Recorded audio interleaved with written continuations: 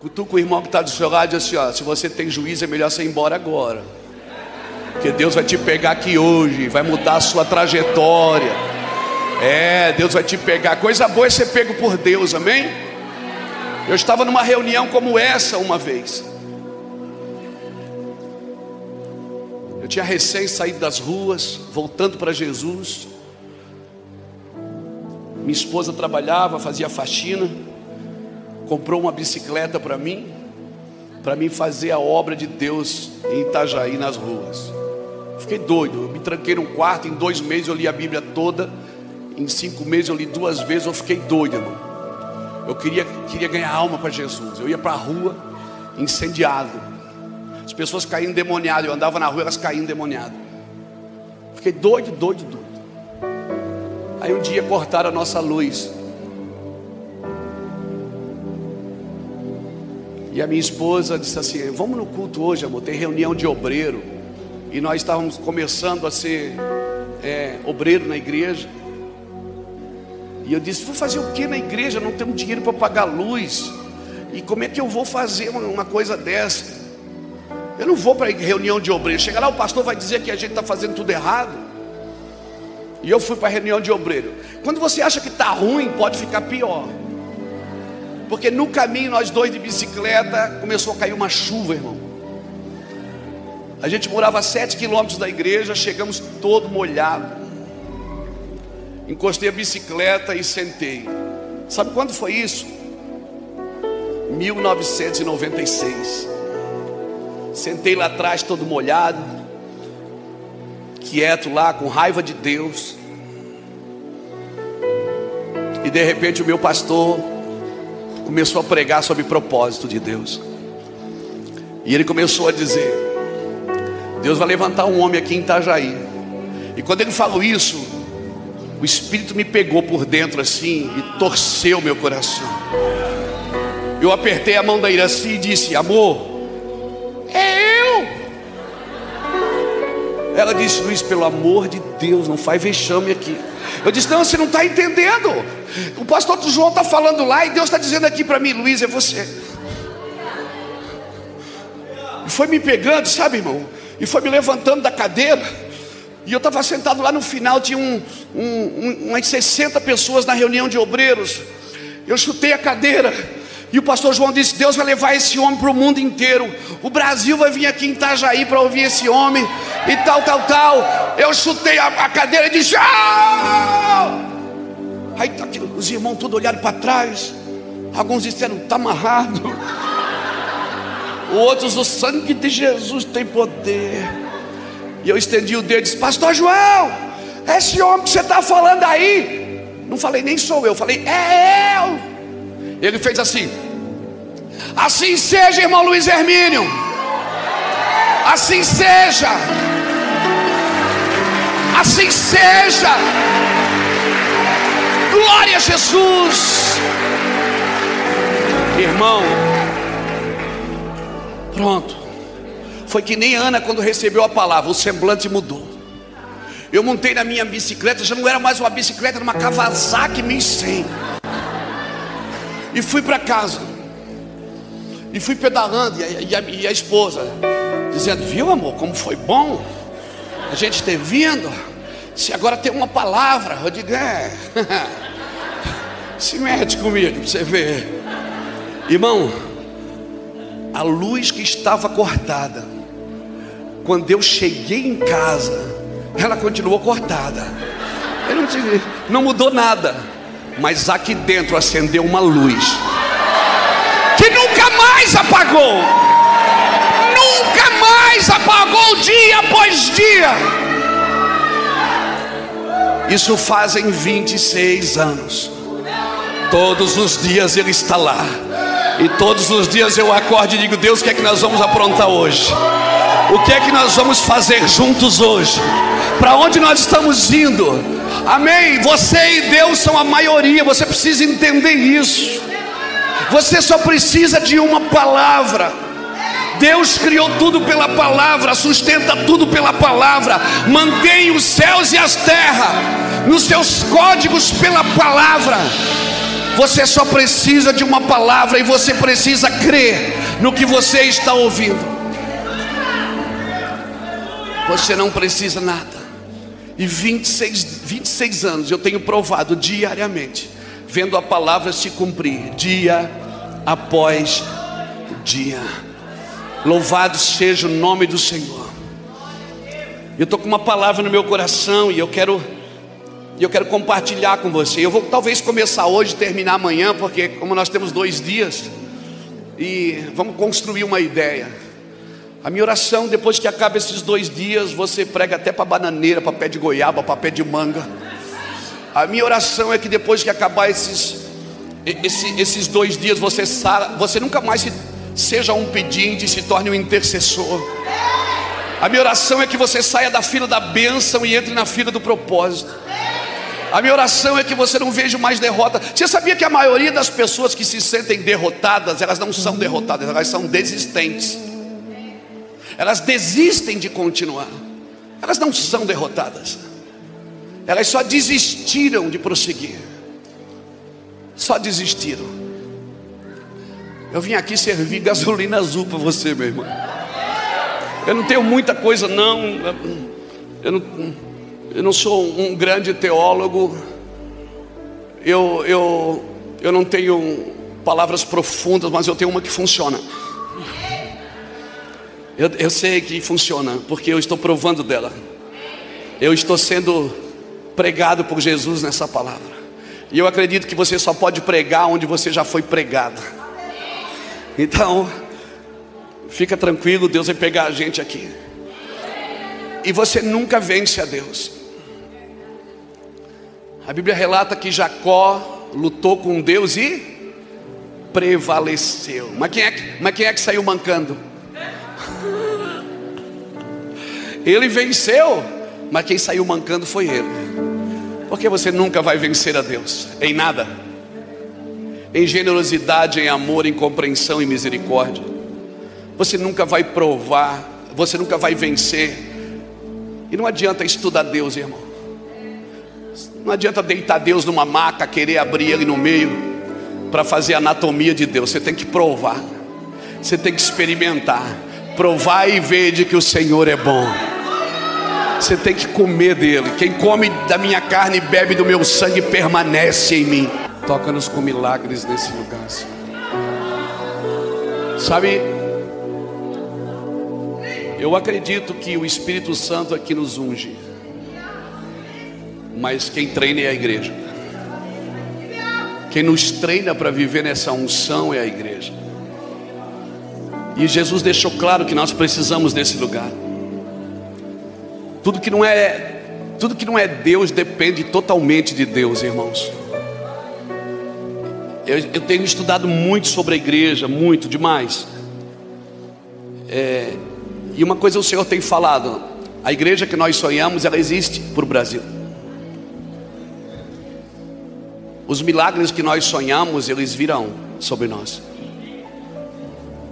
Alguém disse: mas a igreja está morta. Irmãos, estude avivamento. Todo o avivamento nasceu de igrejas que estavam desacreditadas. Eu tenho orado para Deus levantar sobre o Brasil homens e mulheres como José de Arimateia, homens que investem no corpo morto de Cristo. Homens e mulheres como José de Arimateia, que foram e pediram: me dá o corpo de Cristo. Homens que reivindicaram o corpo, lavaram o corpo, perfumaram o corpo, envolveram o corpo no lençol de linho fino, que são os atos de justiça dos santos. Deus tem levantado homens do Brasil, mulheres do Brasil, improváveis, que vão fazer coisas impossíveis. Porque para acreditar no impossível você tem que ser bem maluco mesmo. A igreja, ela já foi perseguida pela sua ignorância, mas agora parece que ela está sendo perseguida pela sua inteligência, pelo excesso de inteligência. Nós não podemos permitir que a nossa inteligência, que a nossa influência nos tire do propósito de depender totalmente do Espírito Santo. Isso não tem a ver com conquistas, tem a ver com o que eu não perco Fé não tem a ver com conquista, tem a ver com o que eu não perco. Quando Paulo relata sobre a fé dele, ele não diz: eu fui missionário, eu conquistei isso, eu conquistei aquilo. Ele só disse: eu acabei a carreira e eu guardei a fé, ou seja, eu não perdi a fé. Todo barco que Paulo entrou afundou, toda cidade que ele entrou, ele não foi bem recebido. Paulo, ele não conquistou muitas coisas. Talvez se você olhasse Paulo dizendo para Timóteo, dizendo: Timóteo, seja meu imitador. Quem quer imitar um cara desse? A gente costuma imitar quem está em evidência, e não quem está preso, dizendo: alegrai-vos comigo no Senhor. Não alguém que está no fim da sua carreira dizendo: sede meus imitadores. Se eu perguntasse para você quem tem mais autoridade, Paulo estava algemado na frente do rei Agripa, preso, prisioneiro. Rei Agripa quer soltar Paulo, e Paulo diz: eu não quero ser solto, eu quero ir para Roma. Deus falou comigo, vou morrer lá. Mas Paulo, eu estou te soltando, você é meu prisioneiro. Não sou seu prisioneiro, sou prisioneiro de Cristo. Se eu perguntasse para você quem tem mais autoridade, quem estava no trono ou quem estava nas algemas? Autoridade não tem a ver com posição, tem a ver com o autor. Não corra atrás de posição achando que você vai ter autoridade. Quem governava a Babilônia era Nabucodonosor, mas quem tinha autoridade era Daniel. Quem governava o Egito era Faraó, mas quem tinha autoridade era o Zé.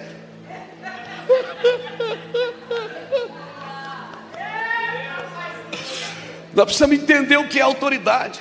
Então não corra atrás de posição, corra atrás do autor, porque o autor dá autoridade. E depois de dar autoridade, ele vai colocar você em posições de autoridade. Mas a gente diz: mas toda autoridade foi constituída por Deus. Toda autoridade, não toda liderança.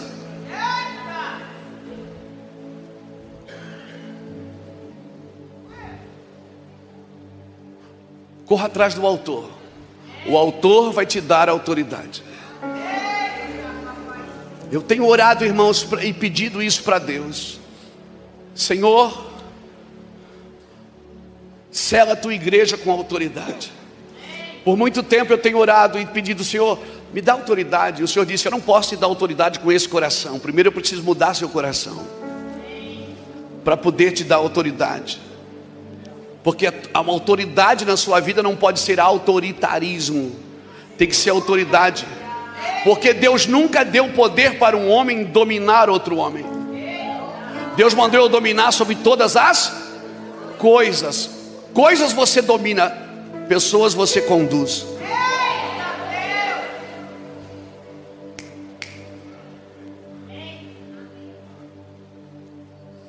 Nesses dias o Senhor está nos selando de autoridade. Quem está entendendo, irmão, não está correndo atrás de posições. Fique tranquilo, porque Deus vai dar posições para quem tem autoridade. Ele vai te dar, fique tranquilo, você vai entrar em lugares de autoridade. Louvado seja Deus, louvado seja o nome do Senhor. O Senhor está levantando uma estirpe de crentes nessa geração. Eu nunca preguei tanto para crente como eu estou pregando agora, irmãos. Talvez a maior arma do diabo contra a gente é a nossa ignorância acerca de autoridade. Nós não sabemos o que temos, não sabemos o que somos capazes de fazer. Nós podemos transformar uma cidade, nós podemos transformar uma geração. Nossas algemas, se eu perguntasse para você quem tem mais autoridade, Jesus ensinou isso para Pilatos. Pilatos disse: eu tenho autoridade para te soltar ou te matar. Ele disse: nenhuma autoridade tu teria se meu pai não tivesse te dado. Então eu acredito que Deus está nos equipando de autoridade. E a autoridade é uma coisa tremenda, porque quanto mais você renuncia, mais autoridade Deus te entrega. Porque evangelho não tem a ver com você. Deus celebra o indivíduo, mas abomina o individualismo. A linguagem do céu é façamos nós, é coletividade. O Pai é uma comunidade de 3. A oração é o Pai nosso, o pão nosso, o pecado é nosso, é tudo nosso. Se um membro do corpo padece, todo o corpo tem que padecer. Eu estava na selva do Peru em 2017. Falei muitas vezes isso já. Nós temos um projeto dentro da selva do Peru, temos um barco lá, e eu estava lá com uma equipe de 12, 13 pastores. E me deu uma tendinite no ombro direito. O Caio estava, né, Caio? Você estava, né? O Caio era dentista, agora é só pastor, né? Nós fazíamos trabalho lá nos ribeirinhos, legal. E começou a me dar uma tendinite que eu não conseguia fechar a mão, abrir a mão da dor. E eu tomei analgésico todo dia, nós de selva dentro, tomando analgésico para poder dormir da dor. E o pessoal, pastor, vamos voltar, vamos voltar, vamos voltar. Eu disse, mas não adianta, não vai voltar, o nosso voo é só no final de semana, não tem como. A gente tinha que andar de uma cidade para outra de barco e é muito longe. E eu tomei os remédios que eu precisava tomar para poder dormir. Quando eu cheguei em Itajaí, eu fui procurar um ortopedista. E um ortopedista, ele fez todos os exames, ele disse, você está com uma tendinite. Ele disse que é LER. Aí eu fui descobrir que era por causa do microfone, de tanto segurar o microfone. Eu tentei comprar aquele da Madonna, mas não consegui me adaptar. Minhas mãos ficam soltas, não sei onde põe a mão. E aí tal, ele disse, olha, está doendo muito, pastor Luiz? Eu digo, está doendo demais. Ele disse, então fazer o seguinte, eu vou te dar uma injeção para dor hoje, uma amanhã e uma depois da manhã. Depois a gente começa então as fisioterapia, osteopatia, osteopatia, é isso mesmo. Eu digo, ok. Ele disse, vai tomar a injeção agora? Eu disse, vou tomar agora? Ele disse, vai. Eu comecei a tirar a camisa para tomar a injeção. Ele disse, não, tira a calça. Eu disse, não, mas está doendo aqui, ó. Ele disse, não, mas você vai tomar a injeção aqui, ó. E aí eu baixei as calças, botei a mão na mesinha. Então veio em mim a palavra do Senhor. Eu não sei como que é com você, mas comigo a palavra do Senhor só vem nesses momentos assim que eu estou com as calças na mão, irmão. E aí eu estou ali, e o pior, quando eu sinto o amor de Deus chegando, entrando e me esclarecendo coisas, eu começo a chorar. Aí agora eu estou com a calça pendurada, chorando. E o médico com a injeção na mão disse, ô pastor, o senhor está bem? Eu digo, estou. Ele disse, mas não dói nada, fica tranquilo. Eu digo, não. Batendo assim, ele estava batendo a injeção. Ele disse, está tudo bem, isso aqui não dói, pastor. Eu disse, não, mas eu não estou chorando por causa da injeção. Estou chorando porque Deus está falando comigo. Ele disse, agora? Eu disse, agora, irmão. Ele soltou a injeção assim, olhou e disse, o que é que Deus está falando com você? Eu disse, Deus está falando que Deus está levantando no Brasil uma parte sadia do corpo que vai tomar o remédio pela parte doente do corpo.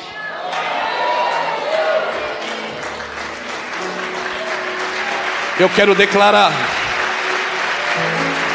que você não vai para a internet bater na igreja, falar mal da igreja. Nós vamos baixar as calças e vamos dizer, Deus, aplica o remédio em mim pelo irmão que está doente, pelo irmão que se perdeu no caminho, pelo irmão que perdeu a igreja, pelo irmão que pecou. Eu estou muito afim, irmão, de investir, de tomar o remédio pela parte doente. Amém?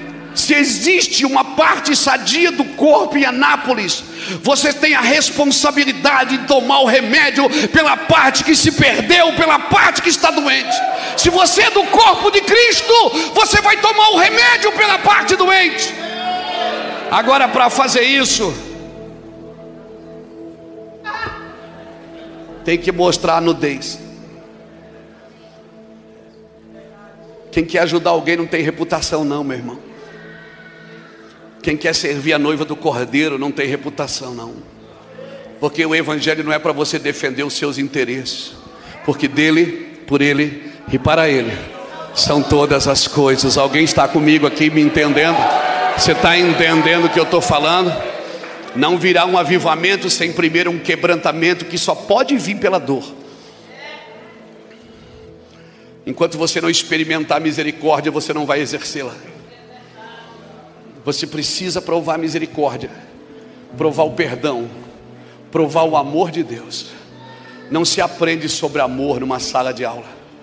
Aprendemos tudo sobre Cristo. Fé, você tem que experimentar. Como disse o pastor aqui hoje, você tem que... mas a fé é do tamanho de um grão de mostarda. Não, a fé não tem tamanho. A fé é como um grão de mostarda, que quando semeada é que dá a maior hortaliça. Fé não tem tamanho. Deus não deu mais fé para um do que para o outro. É que uns usam mais. Uns têm mais coragem. E eu vou te falar, para tomar decisão em Deus, talvez você vai precisar mais de coragem do que de inteligência. Porque tem muita decisão que você vai tomar que não é lógica, não faz sentido. Você vai dizer, não, isso é impossível. E Deus vai dizer, faz que eu estou com você. Pode entrar que eu estou junto. Eu quero declarar esse batismo de amor e de fé sobre as nossas vidas aqui em Anápolis nesses dias, em nome de Jesus. Abra sua Bíblia comigo no Salmo 103.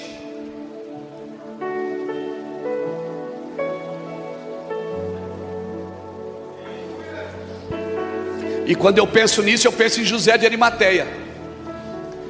Porque enquanto o corpo fazia milagre, enquanto o corpo multiplicava alimento, enquanto o corpo estava fazendo só coisas boas, todo mundo seguia o corpo. O dia que o corpo morreu, foi todo mundo embora. Mas um homem foi lá e disse, me dá o corpo morto de Cristo. Oh meu Deus, levanta homens como José de Arimateia no Brasil. Homens que vão dizer, vão chegar diante do Pai e vão dizer, me dá o corpo morto. Eu vou lavar o corpo. Eu vou perfumar o corpo. E eu vou envolver o corpo em justiça. Sabe quem é que investe no corpo morto? Quem acredita que ele vai ressuscitar. Eu creio, meu Deus, que o Senhor vai levantar uma igreja poderosa no Brasil. Uma igreja cheia da tua glória, cheia do teu poder. Oh meu Deus, levanta as duas mãos, dá um glória a Deus. Ei! Salmo 103.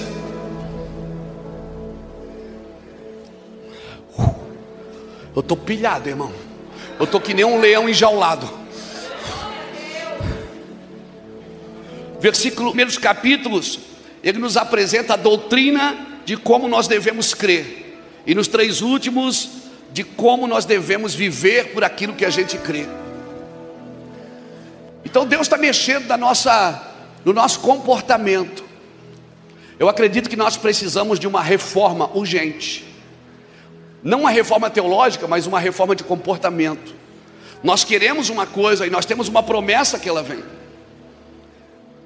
Agora tem um ajuste que nós precisamos fazer. Por isso que eu falo de alinhamento para ter um avivamento.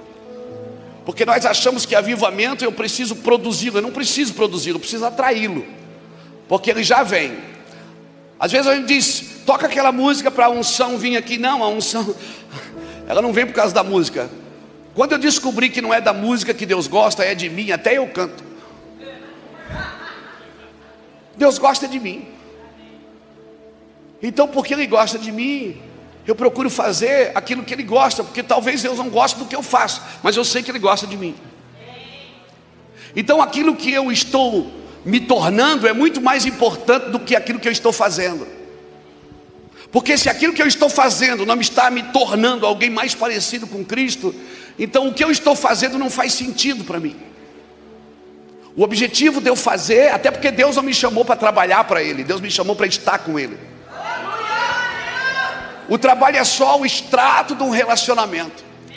Se você olha para Marcos capítulo 3, versículo 13, a Bíblia diz que Jesus chamou os 12 para estar com Ele, e depois os enviou a pregar. Primeiro Ele chamou para estar com Ele. O nosso trabalho, irmãos, o trabalho não é para me promover, é para me aprimorar. Amém? Porque não é o trabalho que me promove, o que me promove é a presença de Deus. Amém? Por isso não adianta eu ser usado se eu não sou aprovado por Deus. E o que me aprova não é o trabalho. Vocês sabem, na Bíblia, Mateus 7, Mateus está na Bíblia, 24:7 eu acho que é.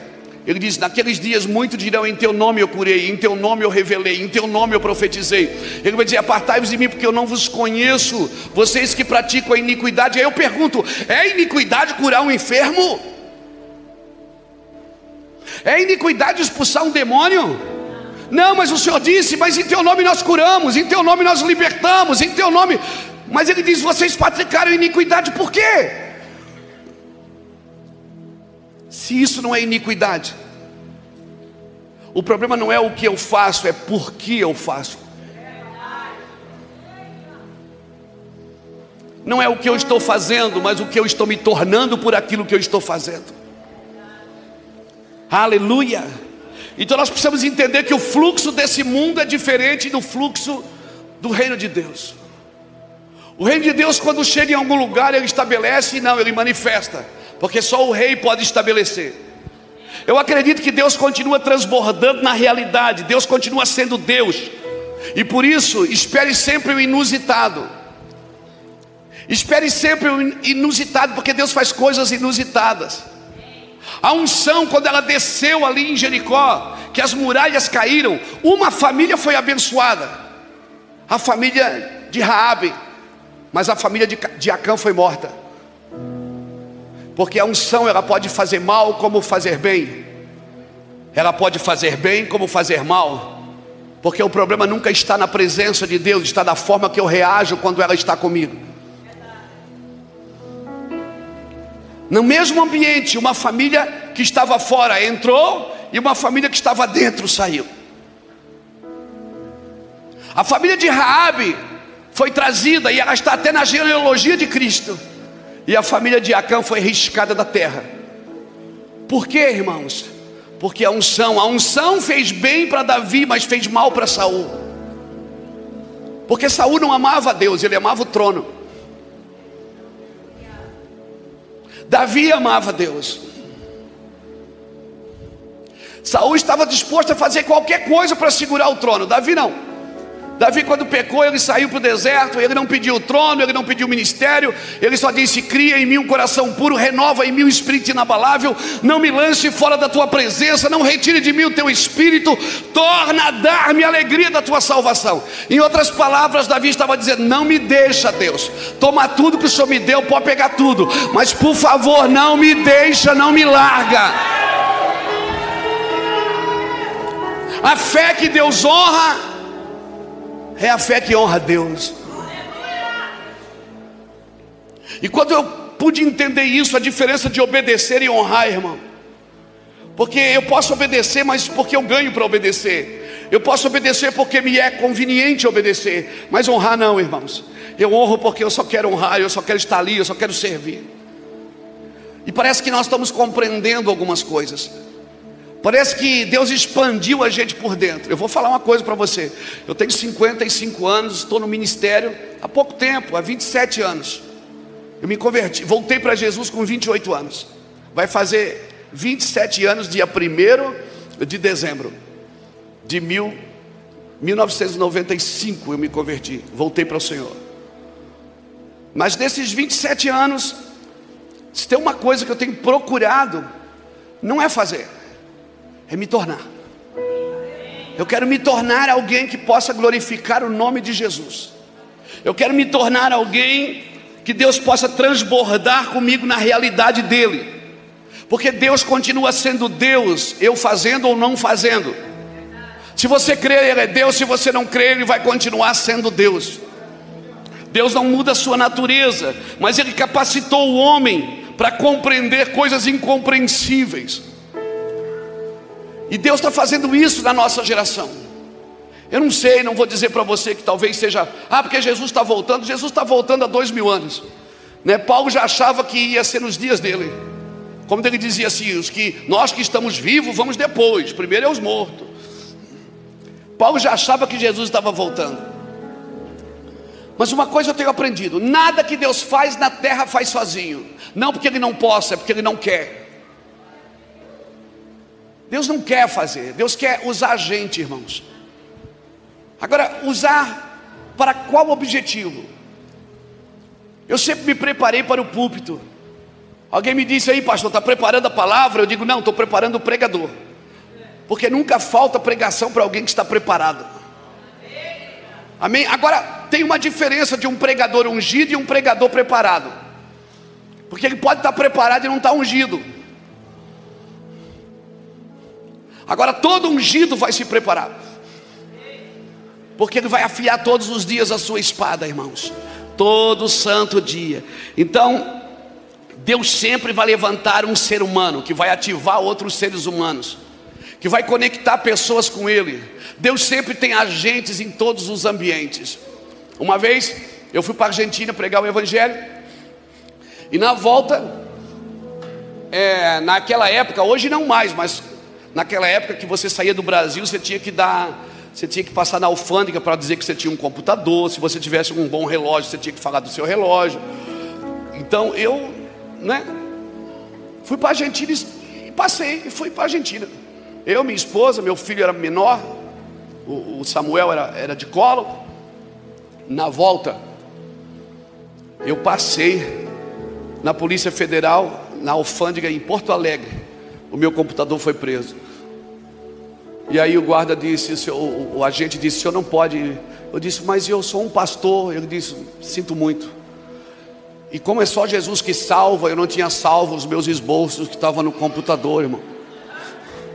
Eu disse, meu Deus, vou perder tudo, Jesus. E eu disse, Senhor, eu só estou em conexão para Florianópolis. Não, eu sinto muito, Senhor. Eu disse, eu pago a multa, quanto que é? Ah, é lá no banco, não é aqui comigo. Eu corri no banco, botei dinheiro no envelope, enfiava no caixa, o envelope voltava, enfiava, o envelope voltava. Aquela luta. Aí fui na Infraero e disse, fui lá na Infraero, gente, não, ninguém pode fazer nada. Fui na TAM, na época eu era cartão vermelho da TAM, fui lá, cartão vermelho, tapete vermelho, tudo vermelho. Eu digo, meu Deus, sangue de Jesus, vamos lá. Chegou lá, ninguém pôde fazer nada, irmão. E a minha conexão para Florianópolis ia saindo. Eu parei no meio do aeroporto Salgado Filho, lá em Porto Alegre, levantei as mãos e dei um grito: Deus, aonde está o teu homem nesse aeroporto? Porque Deus tem um homem em qualquer lugar, irmão. Todo lugar tem um agente, E aí teve gente que passou por mim e fez assim. E eu fui. Aí eu vi uma placa, NAC, fui lá na NAC. Quando eu cheguei, disse: Senhor, eu sou um pastor. Ele disse: a paz do Senhor. Eu disse: pronto, achei o homem de Deus do aeroporto. Ele foi lá comigo na Polícia Federal, eu deixei o dinheiro com ele. Ele pagou a multa no outro dia, botou o meu computador dentro de um Sedex, mandou para minha casa. Chegou em 2 dias lá em casa e tudo certo. Então todo lugar que você estiver, sempre vai ter um agente de Deus. Seja em qualquer lugar, Deus sempre tem os seus agentes. Deus sempre tem, porque Deus, tem gente que pensa que Deus aceitou Jesus e vem congregar na igreja evangélica. Mas Deus não é crente, não, irmão. Deus é santo. Aquela pessoa que você não gosta, sabe essa que você lembrou dela agora, Deus quer salvar ela também.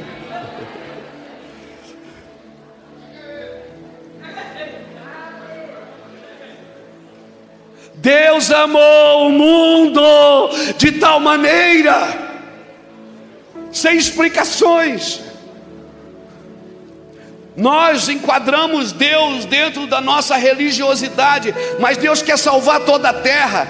Por isso Ele está preparando pessoas para o mundo artístico, para o mundo do esporte, para o mundo da política, para o mundo da indústria, para o mundo do comércio. Mas nós não.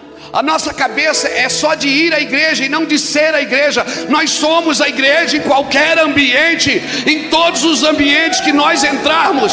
A Bíblia diz que Ele domina sobre tudo. O seu reino domina sobre tudo. Em qualquer lugar que você for, você pode acionar o reino de Deus. Jesus chegava, pisava o pé e dizia: é chegado o reino de Deus. E as pessoas diziam: mostra o teu reino. Ele diz: não é daqui. E quando alguém dizia: ele não sabe, ele não tem reino, porque ele não tem nada para mostrar. Jesus falou em Lucas capítulo 17, versículo 20 e 21, ele disse: Muitos dirão: o reino está aqui, o reino está ali. Ele disse: não acreditem, porque o reino dos céus não vem com aparência visível. O reino dos céus está dentro de vós. Meu irmão, Paulo está preso lá em Roma, num buraco, prestes a morrer. E ele escreve assim, o cara sentado lá morrendo, e ele dizia assim: nós que estamos assentados nas regiões celestiais.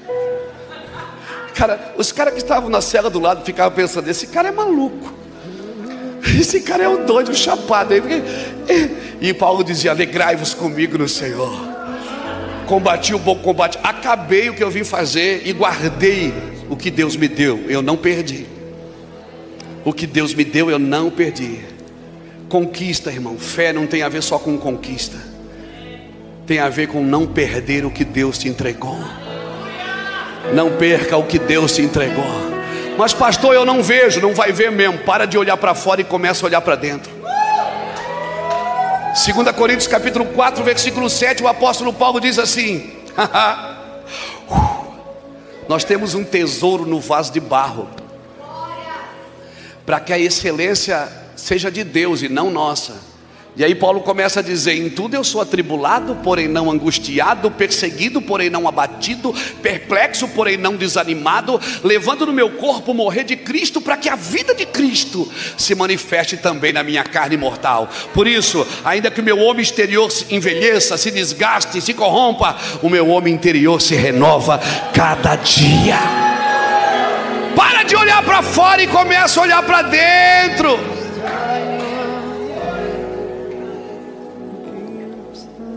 Tudo que tenta se exibir não é reino de Deus. Reino de Deus não se exibe, ele se manifesta. Paulo diz: nós temos um tesouro no vaso de barro, para a excelência ser de Deus. Ele diz assim: ó, em tudo eu sou atribulado aqui fora, mas não angustiado aqui dentro, perseguido, mas não abatido, perplexo, mas não desanimado. Ou seja, as coisas que acontecem ao meu redor não afetam em quem eu sou em Cristo. Em Cristo.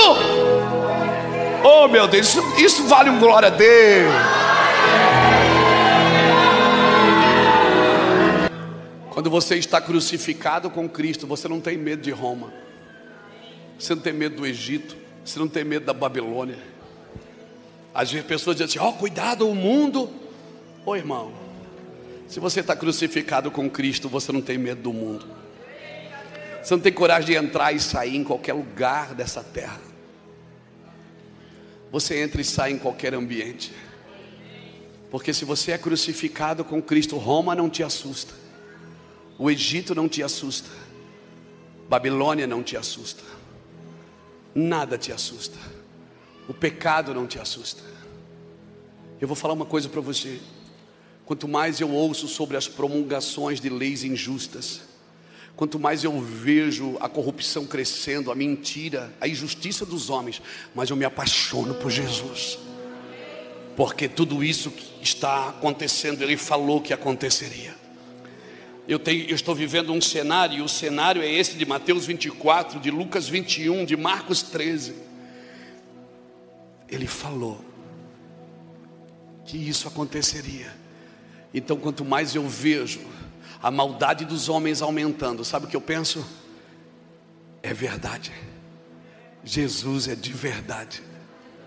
Você precisa escolher em que cenário você vai viver: nessa realidade presente ou no cenário da vida eterna que Jesus já colocou dentro de você. Porque se Eclesiastes 3, versículo 10 está certo, a Bíblia diz que Ele colocou a eternidade no coração dos homens. Então você tem que parar de olhar para fora, e você tem que começar a olhar para dentro. E você precisa descobrir que o que você carrega é capaz sim de mudar vidas e mudar pessoas. Então nem tudo que eu estou vendo é tudo que Deus está fazendo.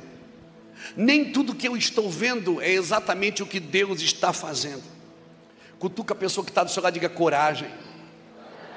Diga: coragem.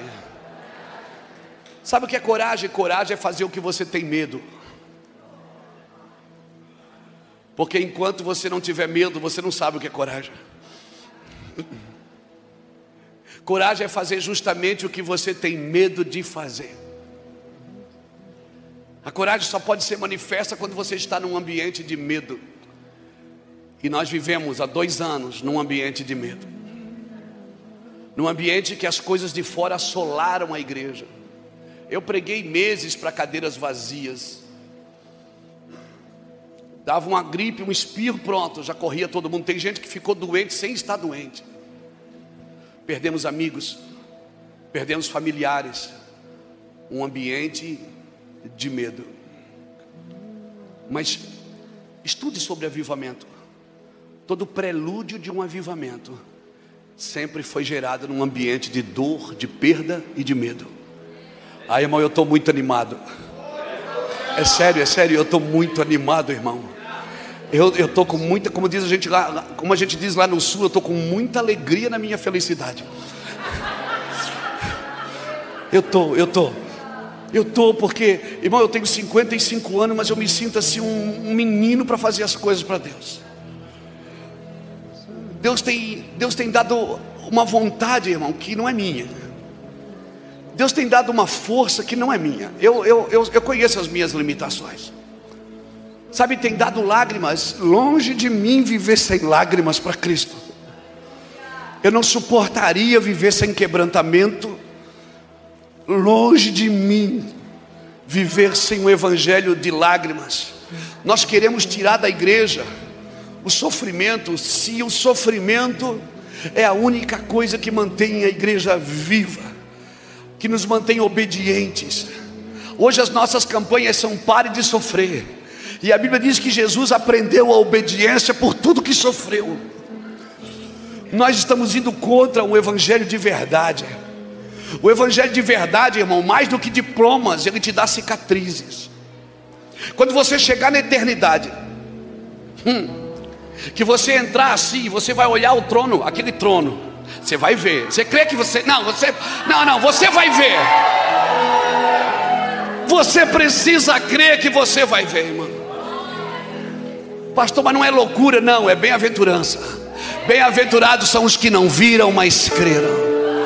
Irmão, quando você chegar na eternidade, assim, que você entrar a porta dentro, você vai olhar para o lado direito, assim, para o lado direito. Vai levantar um homem, é um homem que está ali. Um homem com corpo glorificado, não é um anjo. É um homem que venceu como homem, que foi filho, que foi irmão, que foi amigo. Um homem, e quando você olhar para a mão dele, você não vai ver um diploma, você vai ver uma cicatriz. Glória a Deus pelo ensino, pela instrução, porque sem conhecimento nós padecemos. Mas eu vou te falar uma coisa: diplomas sinalizam o que você aprendeu, mas cicatrizes sinalizam que você venceu. E ao vencedor eu dar-lhe-ei que se alimente da árvore da vida. Você vai voltar a comer o que Adão perdeu. Você vai voltar a comer da árvore da vida. Mas por favor, não coma só da árvore do conhecimento do bem e do mal, irmão. Não abandone a árvore da vida. Tem coisas que vai ser ilógica, vai ser inusitada. Tem coisas que você não vai conseguir explicar. Você não vai conseguir explicar. Deus vai abrir seus olhos. Amém? Deixa eu contar uma história para você.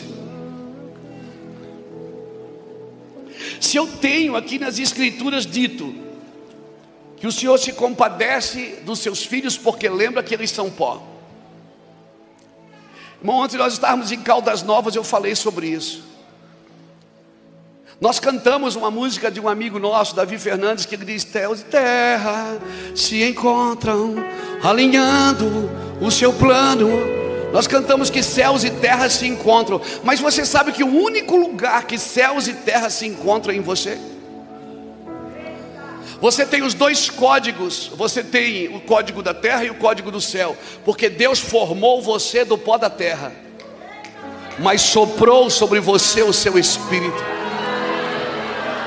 Aí dentro tem pó e tem glória de Deus. Nenhum outro ser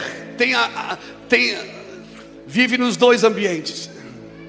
Você vive na terra carregando a eternidade. Você precisa entender, quando você acorda de manhã, você decide quem te governa, se é o céu ou se é a terra, porque você tem as duas naturezas. Então, se você ficar só olhando para a terra, buscando as coisas da terra, é a terra que vai te sustentar. A tua cosmovisão vai ser terrena. Mas se você acorda de manhã e acessa, você faz o que Jesus pediu para você fazer: venha o teu reino, seja feita a tua vontade, aqui na terra como é feita no céu.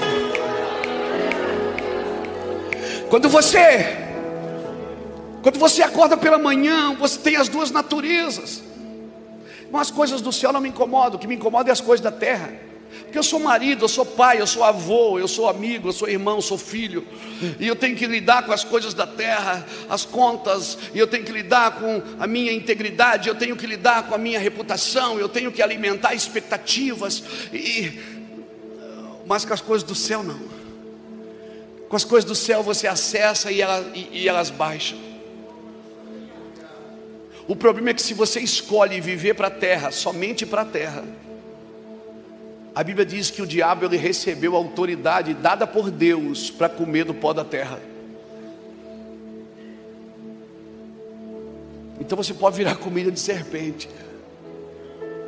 Mas se você deseja viver para Deus, conduzido pelos céus, a Bíblia diz que os que são nascidos de Deus, o maligno não lhe toca. O maligno não lhe toca, irmão. Quando eu li esse texto aqui de Salmos, que o amor de Deus é de eternidade a eternidade sobre aqueles que o temem, e a sua retidão sobre os filhos dos filhos. Temer, irmãos, é tratar aquilo que é santo como santo. Salmo 25, o verso 12 diz: qual é o homem que teme ao Senhor? A este ele ensinará o caminho que deve escolher. A sua alma repousará na prosperidade, a sua descendência herdará a terra. Verso 14 diz: o segredo do Senhor é para aqueles que o temem. Então a gente diz: pastor, eu estou sem direção, porque eu não sei o que fazer. Qual é o homem que teme ao Senhor? A este lhe ensinará o caminho que deve escolher. Então não é sem direção que eu estou, é sem comunhão. Porque a comunhão vai produzir a direção de Deus na minha vida. Um homem que anda com Deus, ele acorda de manhã resolvido. Ele não quer viver a vida de ninguém, ele vai viver a vida dele. Ele olha para o carro dele, olha para o carro do irmão, ele até gosta, mas ele está resolvido. Ele pode morar em Alphaville ou em Alfavela, ele está resolvido no Senhor. Aleluia. Porque nada mais nessa terra movimenta ele. Porque aquilo que te movimenta tem poder para te parar. Se é o dinheiro que te movimenta, se acabar o dinheiro você para. Se é a fama que te movimenta, se acabar a fama você para. Mas se é os céus que te movimentam, e os céus do Senhor são eternos. Se é os céus... Não, levanta a mão e solta essa unção que está aí, meu irmão. Glória a Jesus.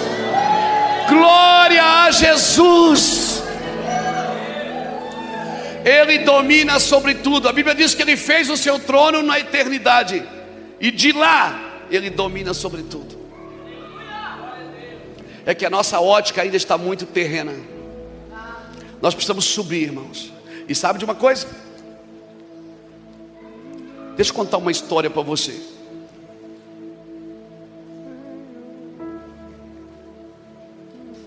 João capítulo 9.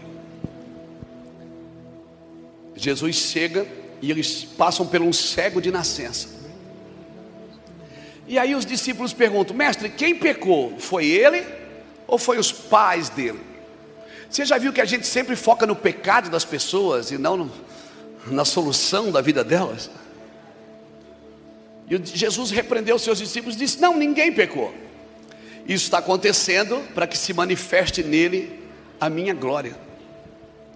Aí Jesus manda trazer o cego, gospe no chão, faz 2 bolinhos de lama e põe é olho que falta, então vou botar 2 olhinhos aqui. E disse: vai lá no tanque de Siloé e se lava. A palavra Siloé significa enviado. Para que Deus abre os seus olhos?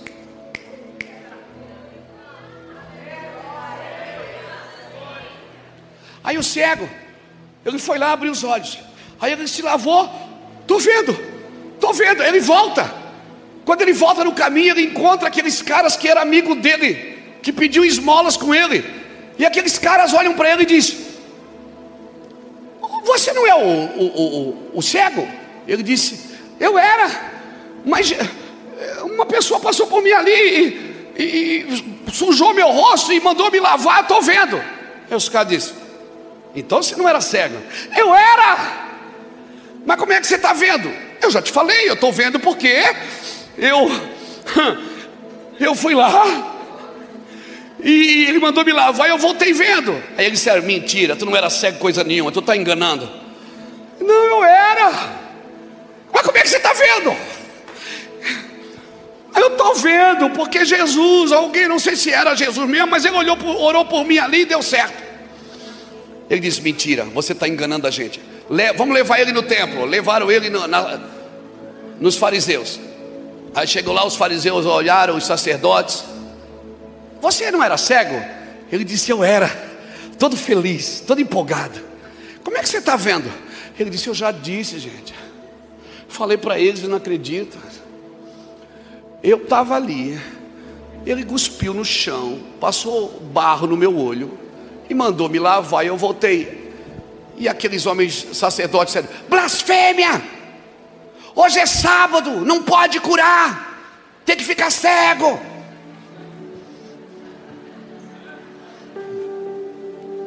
Você não era cego?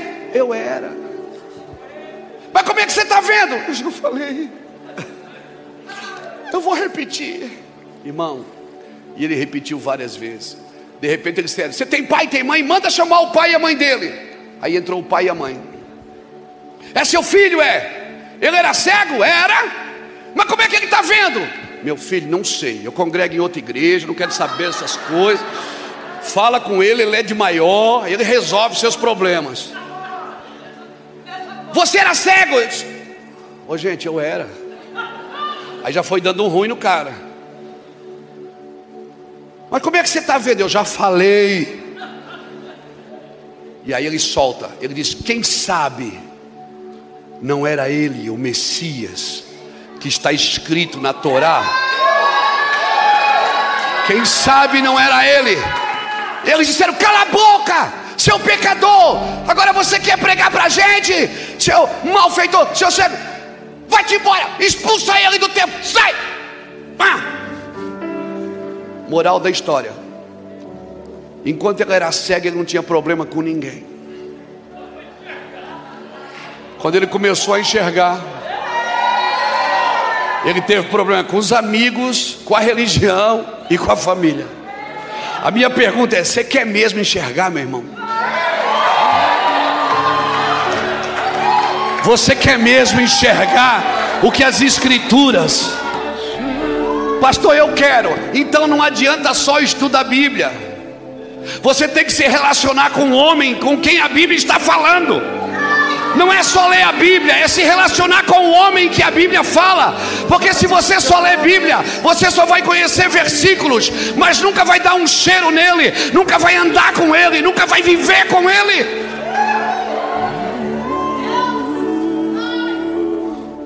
Nós não podemos ter uma geração inteligente e vazia de Deus. Nós não podemos ter igrejas cheias de gente vazias. Nós precisamos. Mas eu estou pregando, eu estou ensinando. Mais do que ensinar, nós vamos ter que transmitir. Transmitir. Aí aquele cara cego foi expulso. Está lá sozinho. Aí quem é que chega? Quem é que chega perto dele? Quem? O filho da irmã Maria, o surfista da Galileia,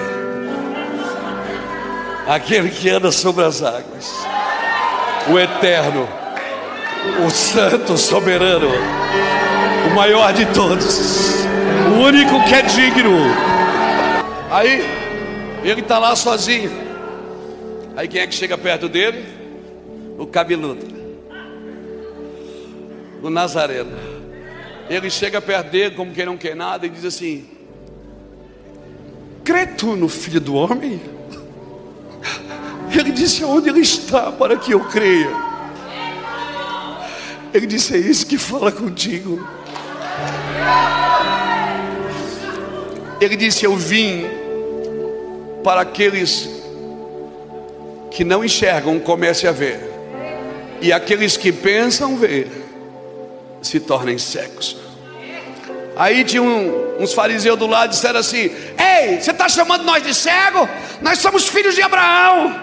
Ele disse: se vocês fossem realmente filhos de Abraão, vocês tinham visto o que Abraão viu, porque Abraão viu o meu dia e glorificou. Nós precisamos ver esses dias do Senhor. Nós precisamos atraí-lo com o nosso coração de paixão. A paixão precisa ser renovada, o amor, o evangelho. Nós precisamos crer, irmãos, e nós precisamos celebrar o que estamos crendo.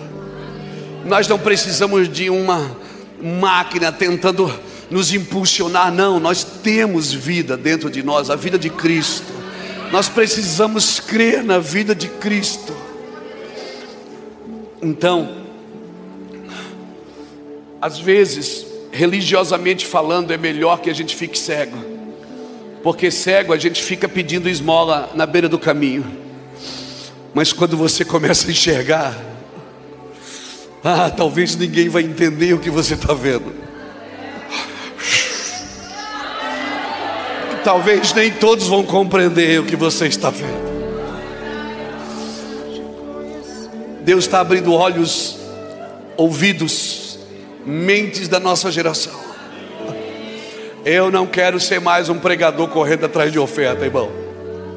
Eu quero vê-lo, eu quero senti-lo, eu quero estar com meu Senhor, eu quero desejá-lo, eu quero amá-lo, eu quero gastar a minha vida e me deixar gastar por algo que vale a pena.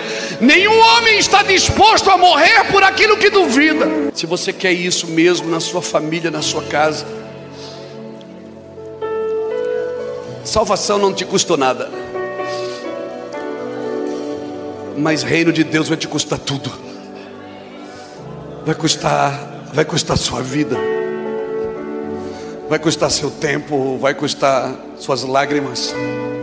Se você busca um avivamento, vai te custar caro, até você ser consumido por ele. Ser consumido, eu não sei quantas vezes eu já fiz plano para parar, e chega, vou parar de viajar, vou parar de ir, vou parar de fazer, mas a sua palavra nos meus ossos é como um fogo que consome. Eu acordo pela manhã e eu preciso falar, eu preciso pôr para fora. Eu não estou cansado da obra de Deus, eu não estou cansado de Jesus, eu não estou cansado da igreja, eu não estou cansado da unção, eu não estou cansado de nada. Oh meu Deus, e quanto mais corrupção eu vejo, mais engano eu vejo, mais eu me apaixono, porque eu sei que tudo isso vai ser só um pano de fundo para que a sua glória se manifeste sobre toda a terra. Eu sei que vai ser, irmãos. Eu sei que o Senhor vai fazer algo extraordinário e sobrenatural. Algo extraordinário. Louvado seja o nome do Senhor. Só existe uma forma de Deus te usar, é quando você não usa Ele. E Deus quer usar uma geração, irmãos. Nós vamos viver um avivamento. Mas para você ter voz em Babilônia, Babilônia não pode ter voz em você. Para você ter voz no Egito, o Egito não pode ter voz em você. O mundo só tem voz onde a igreja se calou. O mundo tem voz na mídia porque a igreja se calou. O mundo tem voz nos governos porque a igreja se calou. O mundo tem voz nas universidades porque a igreja se calou. As universidades foram criadas para preparar os pregadores, para preparar a moral das famílias. Igreja, família e escola. Irmão, esse tripé, o mundo só tem voz nesses lugares porque a igreja se calou. Porque nós entregamos coisa para Satanás que nem o inferno é do diabo, meu irmão. O diabo é adorado numa bacia na esquina porque não tem casa.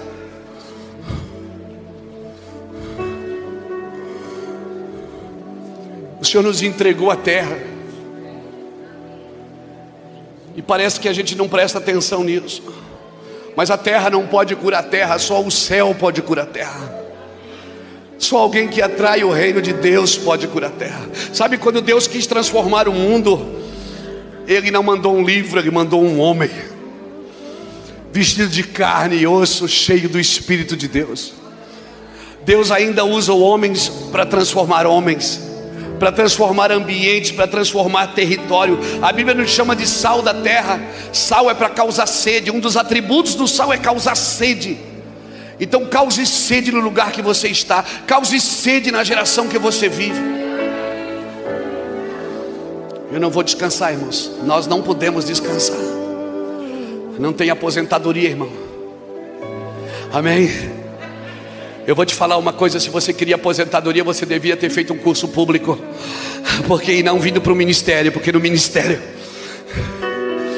até a última gota, até o último sangue. Eu vi um filme extraordinário, Até o Último Homem. Aleluia. Cadê os homens que vão salvar outros homens? Cadê os homens que não vão mais para a internet falar mal da noiva do cordeiro? Cadê os homens que vão baixar as calças e vão dizer: Senhor, eu quero tomar o remédio, porque eu sei que Tu dominas sobre tudo. Ah, mas isso aqui é do diabo. Não é mais, porque agora o Senhor domina sobre tudo. Essa casa é do diabo. Não é mais, porque o Senhor domina sobre tudo. Essa pessoa é do diabo. Não é mais, porque o Senhor domina sobre tudo.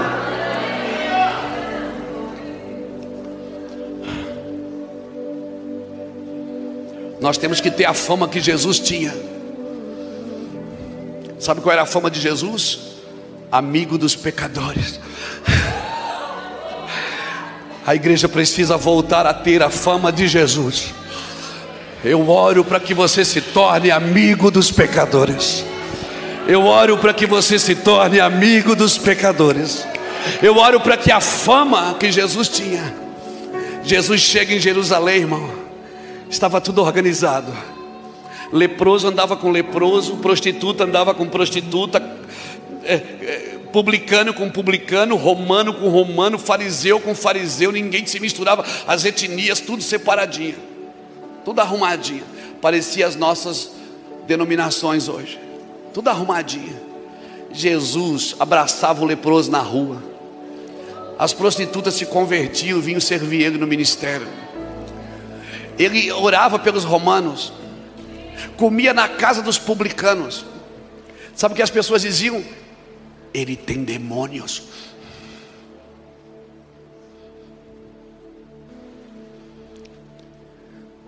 Essa fama que nós precisamos carregar. Obrigado pelo seu aleluia tão espiritual.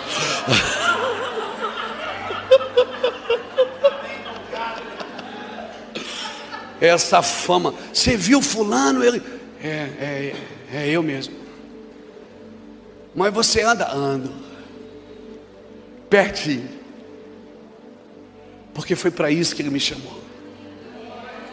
Deus me chamou para isso. Sabe o que me atraiu no Evangelho? Sabe o que me atraiu para servir a Cristo? Não foi a exibição pentecostal, nem a teologia tradicional, e nem a história reformada. O que me atraiu para o Evangelho foi o clamor dos pecadores, da qual eu era o pior deles. O que me atraiu para o Evangelho foi isso. E se Deus me permitiu ficar vivo, porque já era para mim estar morto, é porque Ele quer consertar a casa. Quando Deus deu mais 15 anos para Ezequias, não era para Ezequias viver, era para ele consertar a casa. Deus está nos dando uma oportunidade.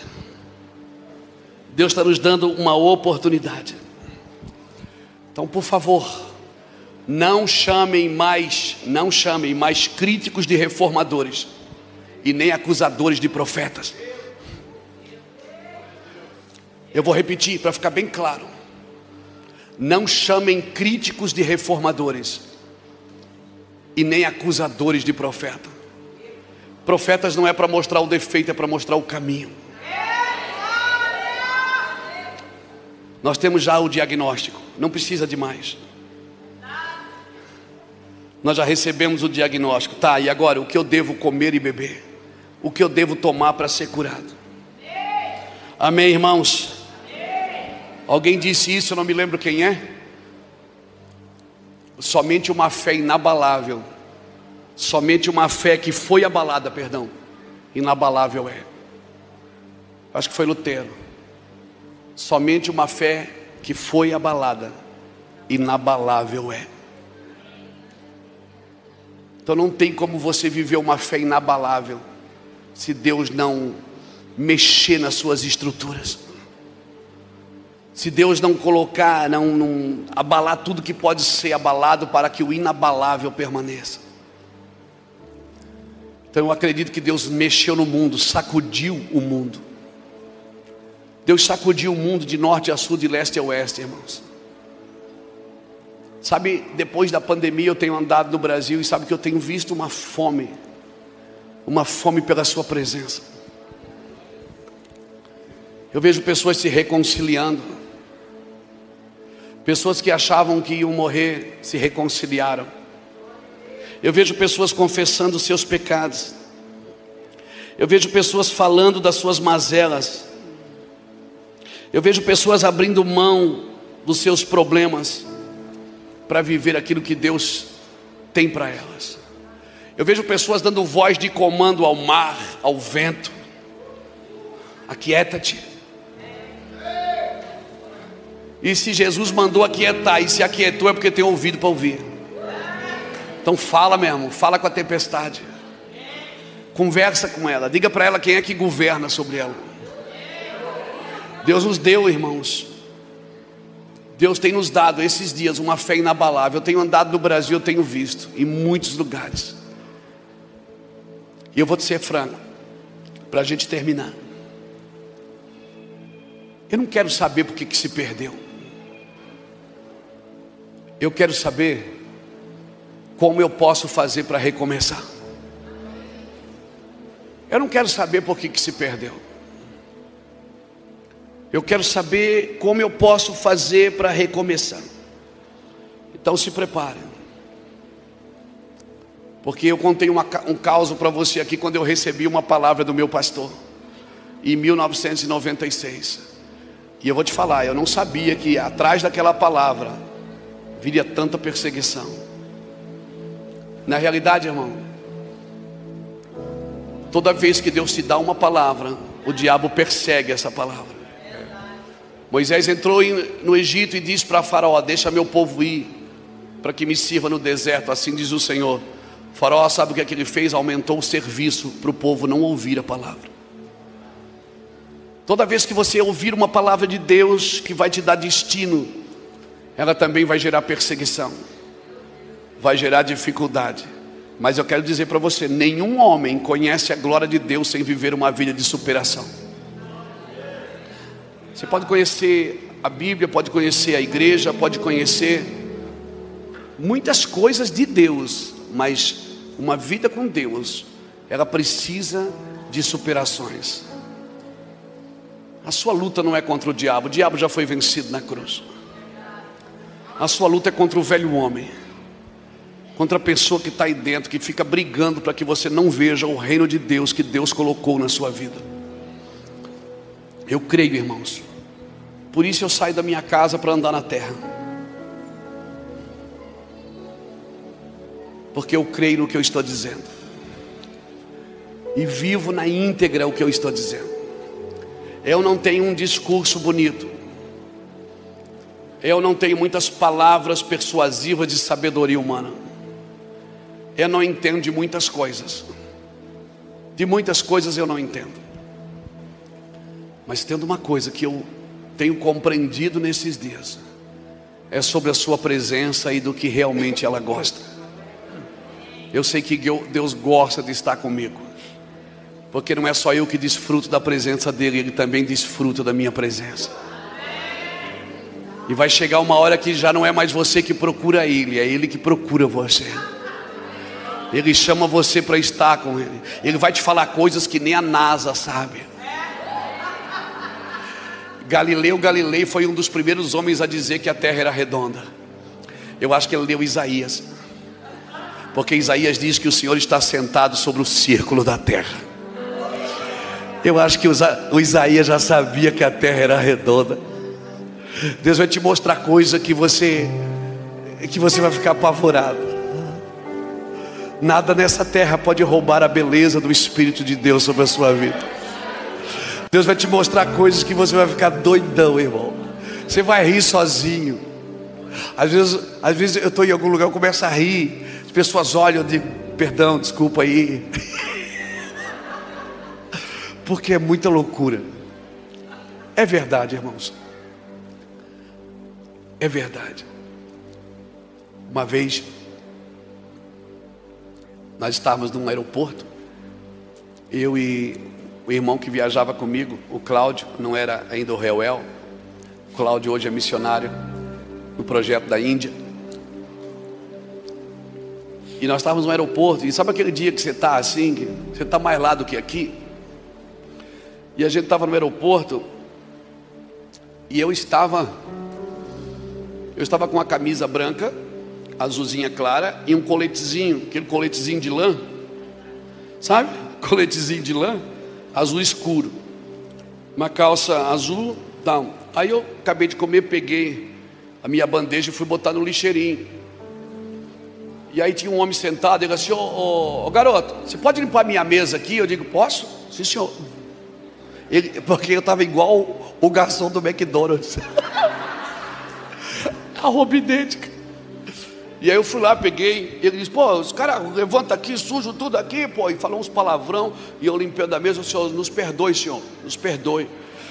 Limpei a mesa e tal. Limpei a mesa e tal. Peguei, fui lá, peguei outro guardanapo, limpei, tirei a bandeja. Ele disse, não, tá legal, valeu, obrigado aí. Aí tá, voltei e sentei na minha cadeira. E continuei tomando um cafezinho. Tirei a bandeja do lanche, pedi um cafezinho. Quando ele me viu sentado, que ele viu que eu era um cliente, ele apavorou. Eu disse, cara, desculpa, mano. Pô, eu achei que você trabalhava aqui. Eu disse, mas eu trabalho. Ele disse, trabalha aqui? Eu disse, aqui também. Ele disse, como assim? Eu disse, não, é que eu sou um pastor, sou missionário, sou pastor. E não tem um palmo de terra dessa nação que Deus não queira remir, que Deus não queira servir, que Deus não queira abençoar. E hoje, aprove ao Senhor de eu servir a sua mesa. Ele ficou envermelhando assim, encheu o olho de lágrima. Eu disse, cara, eu já fui crente. Eu digo, é? Ele disse, pô, desculpa aí, eu te ofendi. Aí eu disse, não, você não me ofendeu não, fica tranquilo, eu estou aqui para servir, eu trabalho na terra. Porque essa parte aqui também é do meu pai. E um dia, aí eu já fui pregando escatologia para ele. Eu disse, um dia no milênio eu vou governar sobre as nações com o meu Senhor. De Israel, você está lá no trono com ele. E eu vou governar, o aeroporto também é do meu pai. Você pode ficar tranquilo. Tudo isso aqui é do meu pai.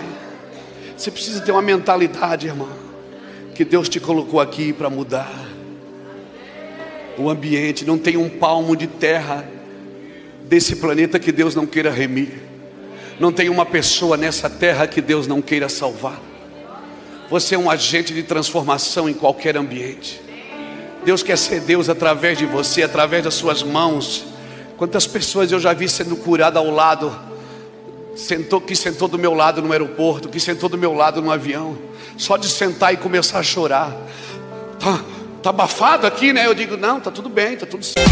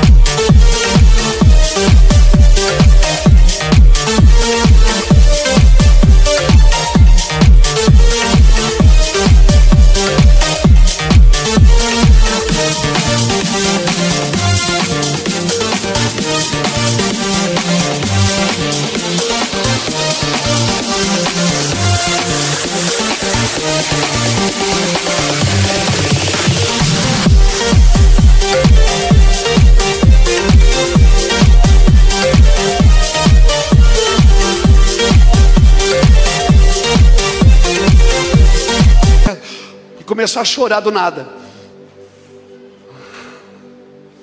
A presença de Deus, ela pode mudar o ambiente. Jesus chegava e o ambiente mudava. Não é de dinheiro que você precisa, não é de fama que você precisa, não é de sucesso. Você precisa primeiro da presença de Deus, e todas as outras coisas te serão acrescentadas. E a minha oração é que nessa noite Deus te pegue de madrugada. Alguns de vocês vão ter experiências com Deus de madrugada. Deus vai te tirar da cama.